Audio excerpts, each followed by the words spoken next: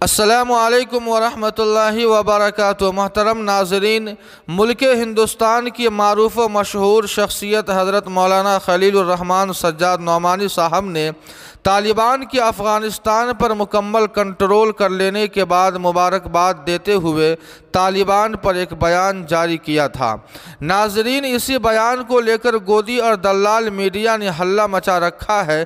چونکہ مولانا موصوف مسلم personal board کے ممبر ہے، اس لیے ان کے بیان کو مسلم پرسنل بورڈ کی طرف منسوب کر کے مسلم پرسنل بورڈ اور اس کے پس پردہ مسلمانوں کو بدنام کرنے کی کوشش کی جا رہی ہے۔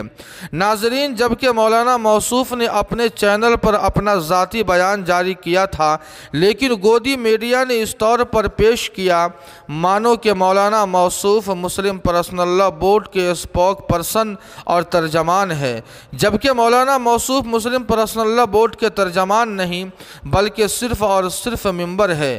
ناظرین، اسی معاملے کو لے کر آل انڈیا مسلم پرسنل بورڈ نے ایک وضاحتی بیان جاری کیا ہے۔